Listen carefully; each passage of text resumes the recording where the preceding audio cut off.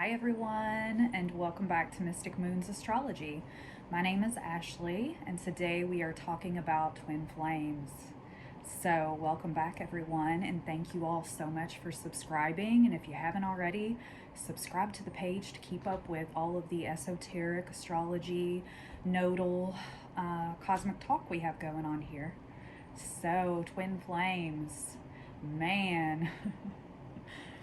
The concept of twin flames is really a new age spiritual community, synastry community type of term, and some ascribe to it and some don't. It really gives us a link to think that there is a divine counterpart that is the same core soul frequency as us or just like us. And this can be a sensitive subject for those who want to continue with the fantasy of twin flame and continue into this fog. But as one of my best friends told me years ago, you ain't gotta lie to kick it. And this is really a search for something beyond ourselves, and we can get lost. And oftentimes we can forego our own path because a lot of time has went past, and we are only seeing what we want to see here.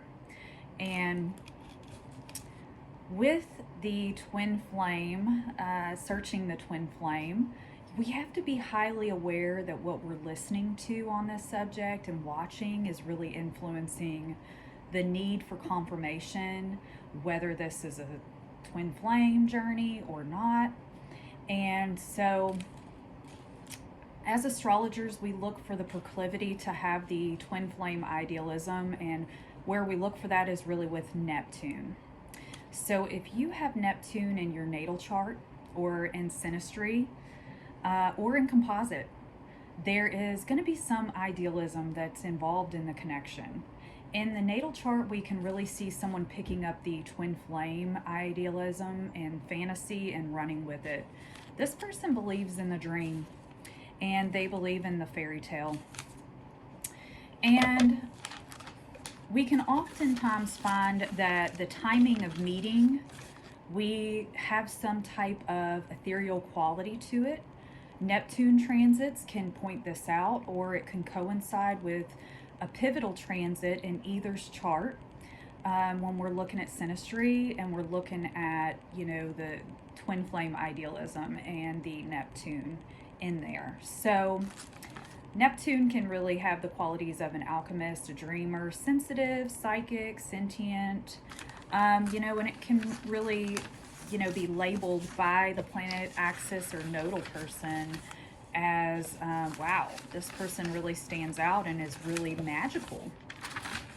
Neptune can be really glimmery and shimmery. This Neptune person's bringing some magic and to this luminary or axis or nodal point, and that person, that planetary person's really intrigued to know all about the magic of Neptune. And so this person's mystical to the planet person, and the cookbook term is to put up on a pedestal. Or it can really allow that person to assign a godlike position for the Neptune person. Or we can both be in that Neptunian fantasy if we're talking about it in composite chart. So we have a lot of irrational thinking going on here, grasping for something that's not there ultimately, because it's really within our fantasies and our dreams and our wishes. We don't see the red flags because we don't want to be pulled out of this dreamy haze, but sometimes the rose-colored glasses come off, or enough time has went by.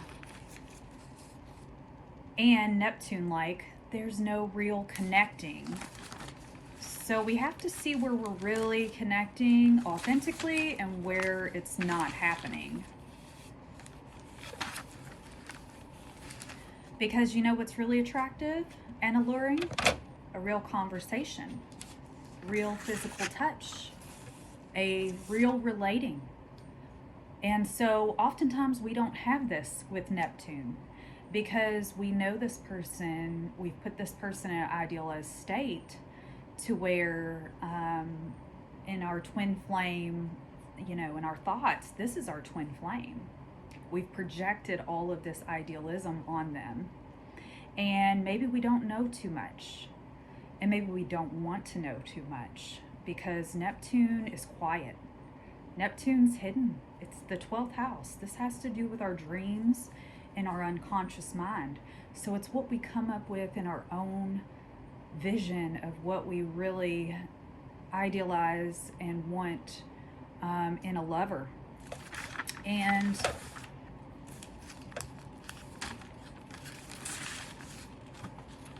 so it's very much seeing what we want to see here. And I did do some research into it. Elizabeth Clare Prophet coined the term in the 70s, founding a New Age organization called the Church Universal and Triumphant. And she published a lot of books on the twin flame concept and did many sermons delivering her testimony about twin flames. She's said to have went through an awakening that led her to meet her twin. And while her story is interesting and I have done some research into it, it really doesn't resonate for everyone. She was on her own beautiful awakened journey, and she happened to find her divine counterpart, what she believed her twin flame. So she really wanted to, with a trumpet, kind of, go out there and let everybody know this is out there for you. You can have this as well, because I've had this. But in doing that, she also set up a lot of people for failure on that end, because not everybody is going to find someone that's on our same soul frequency. And the reason why is because we are our own selves. We are unique in our own frequency that we send out to the world. So there's no one that is just like us. And believing that there's a lot of similarities between someone and yourself is great. But oftentimes with this Neptune fog, we can be stuck in a rut for years, pining over someone that we've maybe had little to no real connecting, as I said.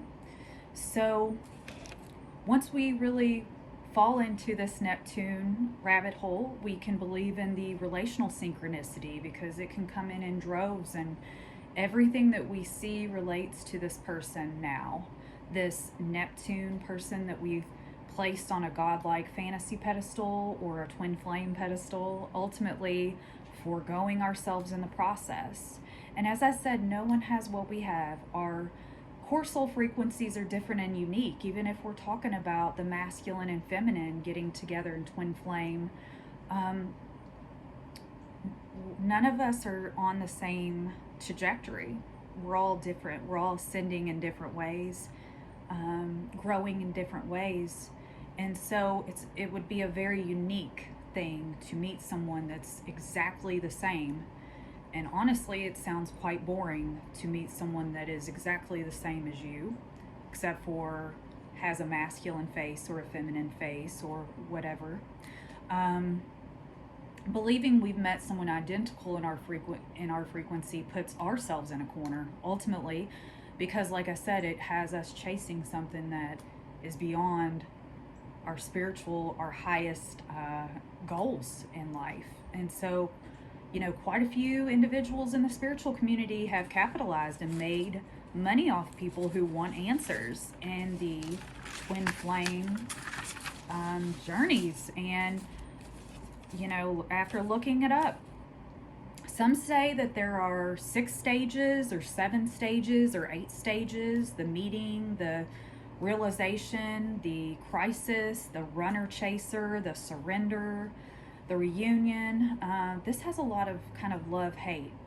And I look at it this way: either you're going to come together or you're not. And it's really as simple as that. And all of these stages that have been made up, nobody knows really why these are in place, because they're really all kind of Neptunian. They're made up in this, hierarchy of someone put out these, blog posts to say, well, if you're feeling this, then you must be on this stage of the twin flame dynamic. And Neptune doesn't work like that. Neptune is mystical and dreamy and otherworldly. And I really don't see, you know, being locked into a contract with somebody if it's on a romantic idealism that is, and God has really sent you two to come together. Why would we have all of these rules and contracts made up for us to believe that we've got to follow down a certain path, or because they're doing this, they're pulling away, now you've got to chase, or vice versa? Sounds rather toxic. And so we can often find, if we really explore why we're thinking about this twin flame dynamic and why we're kind of lost in this, if we can really think, do you know why? Do you know why this person you've put on a godlike pedestal, the Neptunian pedestal, or they've put you on a pedestal, vice versa? You know, why? What is it that you idealize in the other? Because that's what you really need to be working on yourself. And pining for someone that's absent, which is a lot of the 12th house stuff and the freaking twin flame stuff, pining for somebody that's absent or who wants a private connection that's not in the light, 12th house, because we got to think this is a concealed place. You know, Pisces energy, 12th house energy, is definitely ethereal, mystical, and sensitive, but it also is isolative, because we're talking about the end of the zodiac here. We're talking about, you know, a place where it's at the end, and it's our spiritual place. And so there can be something that's really not in the light about twin flame connection, which is ultimately Neptunian connection. So, like I said,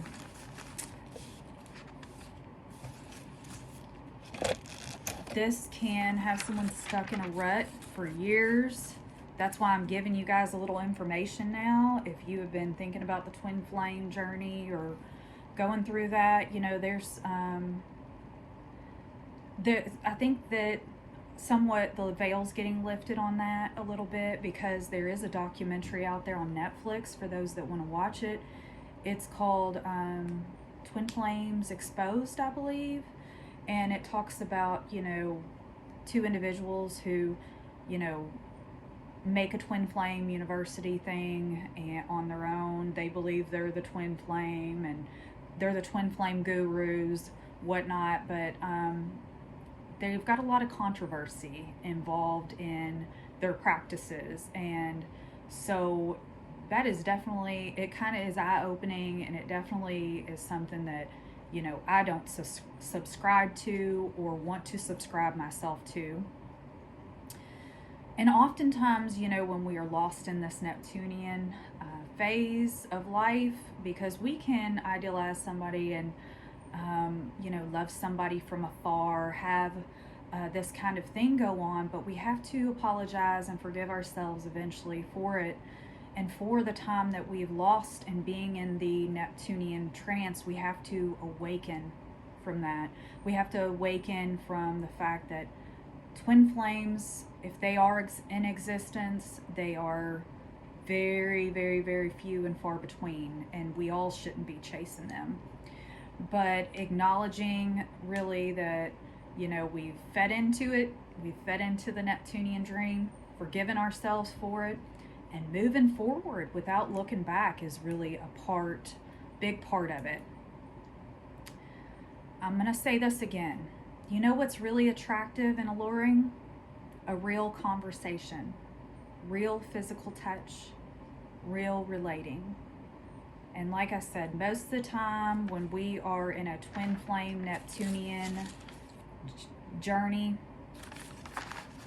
we don't see this and we don't awake from it. And so I just wanted to give you guys a little information about what it's like to go through, you know, Neptune in the composite natal Also, like I said, if you had heavy transits when you met somebody that was Neptunian, or you went through, quite a few pivotal transits, you can have this thought, maybe this person is a twin flame. But just don't run with it for years on end and nothing comes of it, because that's really what we can see here. And again, be highly aware that what you're listening to and you're watching is influencing your need for confirmation on that end. And you really need to use your intuition and let that guide you, and be realistic about how your relationship is transpiring and getting off the ground or not. So this has just been a little bit about the twin flames and really Neptune relationships.